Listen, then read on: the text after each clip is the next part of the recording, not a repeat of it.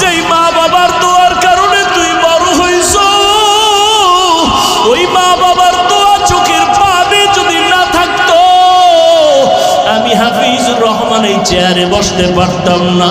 ও টাকাওয়ালা বাড়িওয়ালা, ও পরীক্ষায় ভালো নাম্বারওয়ালা, মা বাবার চোখের পানি আর দোয়ার কারণে আজকে পরীক্ষায় ভালো নাম্বার পেয়েছো, টাকার মালিক, বাড়ি গাড়ির মালিক হয়েছে। আজকে কত আরামে গাড়ি নিয়ে ঘুরো।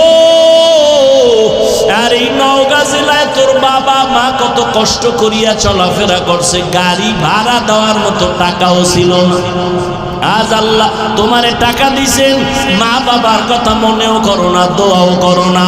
ওরে যার মা বাবা দুনিয়ায় নাই, কবরের কিনারায় গিয়া মাঝে মাঝে দোয়া করিও, আল্লাহর কাছে বলি, ওরে মালিক, মা বাবার হক আদায় করতে পারি নাই, মা বাবা জীবনে এত কষ্ট করেছেন, আমি যদি টাকাওয়ালা হইতাম আমি মা বাবারে শান্তিতে রাখতাম। আজ আমার মা এমন জায়গায় আছে, বিছানাও নাই, একটা বাতিও নাই, সাদা কাফনের প্যাকেট হইয়া কবরে ঘুমায়। ও সন্তান, ওই মা বাবারে কাঁদাইয়া যদি থাকো, তাড়াতাড়ি মাওলার কাছে ক্ষমা চাও। আর যার মা বাবা বেঁচে আছে, বাবারে গিয়ে ক্ষমা চাও, হাত ধইরা বলিও, বাবা তোমার ঋণ আদায় করতে পারবো না, দয়া করে তুমি মাফ করে দাও। ও যুবকেরা, যদি মায়ের সাথে কষ্ট দিয়া বেয়াদবি করো, মায়ের বাসায় গিয়ে বলবি, মা তুমি দোয়া করলে আমার মাওলা কবুল করবে, তোমার মনে বোধহয় কষ্ট গেছে, এজন্য আমার আমল নাই, আমার কান্না নাই, মোনাজাতে পানি নাই।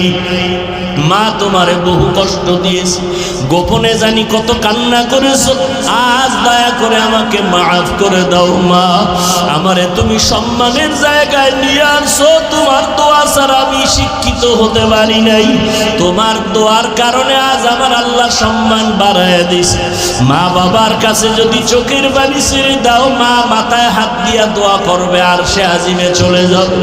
ও যুবকেরা, পায়ে হাত রেখে বলে গেলাম, আল্লাহর ভয় অন্তরে জমা করো, নবীর আদর্শের মালা গলায় লাগাও, তওবা করো পেছনের গুনাহ থেকে, মনে মনে আমার আল্লাহকে ডাকো আর বলো, আল্লাহ জীবনে কত নামাজ ছাড়লাম, বেপরদায় চললাম, আজকে থেকে তওবা করতেছি, মরিয়া গেলে যাব, হায়াতের মালিক তুমি, ইজ্জতের মালিক তুমি, আর নামাজ ছাড়বো না, দাড়ি কাটবো না, বেপরদায় চলবো না, মা বাবারে কষ্ট দিব না। ওলামায়ে কেরামের পরামর্শ নিয়ে নবীর সুন্নাত অনুযায়ী চলাফেরা করব।